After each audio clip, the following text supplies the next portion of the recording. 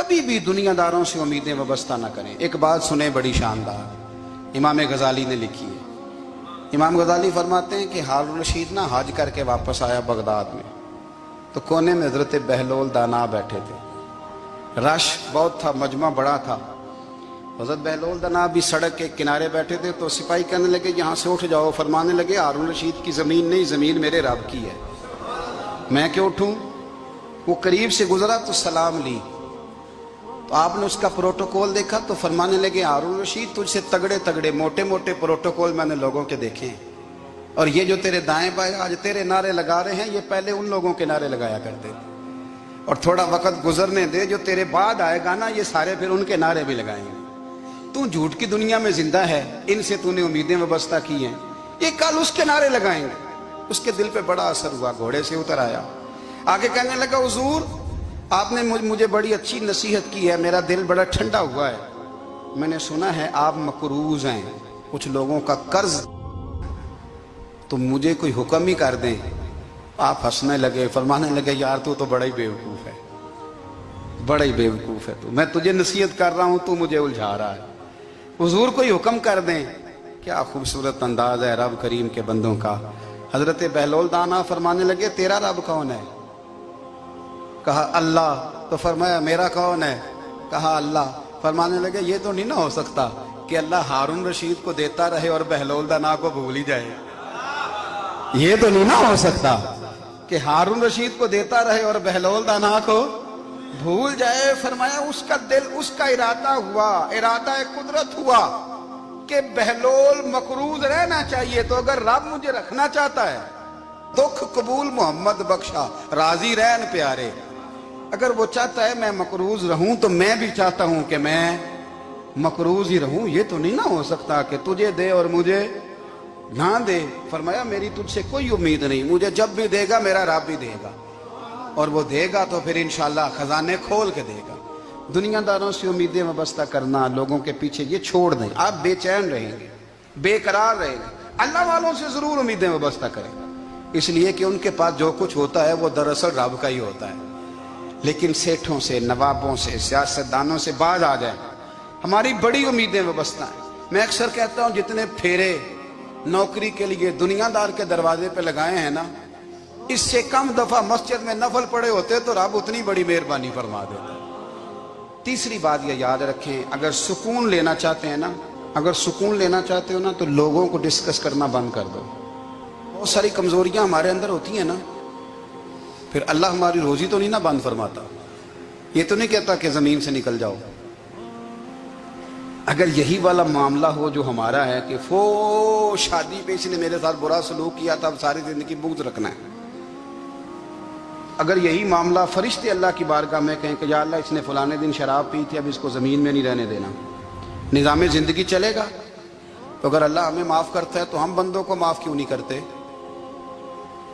आप यकीन करें इतनी लंबी अदावतें, इतना लंबा हसद, इतना लंबा बुग़्ज़, इतना लंबा। हदीस मैंने पढ़ी, मैं हैरान रह गया।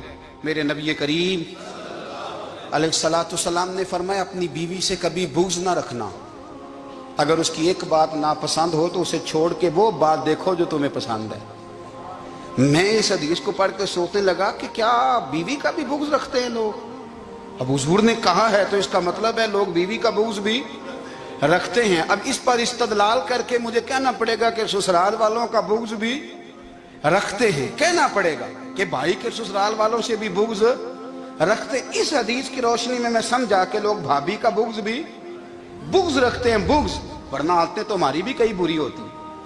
अगर आदत एक वजह बने इख्तलाफ की तो आदतें तो हमारी भी कई बुरी हैं, लेकिन हम अपनी बुरी आदतों समेत अपने आप से प्यार करते हैं, और सामने वाले की एक भी आदत बुरी हो तो उससे बुग़्ज़ रखते हैं। बुग़्ज़ ना पैदा करें। मेरे नबी पाक अलैहिस्सलाम ने फरमाया कुछ चीजें तुम्हारे दीन को मूंड डालेंगी, तबाह कर देंगी, काट देंगी। हुजूर कौन सी। फरमाया हसद, तकब्बुर और बुग़्ज़, ये तुम्हारे दीन को तबाह कर दे। हम बेचैन इसलिए हैं कि हमने बहुत सारे लोगों का बुग़्ज़ पाला हुआ है, और हर फील्ड में सियासतदान ने सियासतदान का, जातियात पर उतर के बात करते हैं। मुअज़्ज़ज़ तरीन लोग, ताजर ने ताजर का, इल्ला माशाअल्लाह बाज जगह पे अहले इल्म भी एक दूसरे से अदावत रखते हैं। खुदारा दिल रब करीम के आने का ठिकाना है।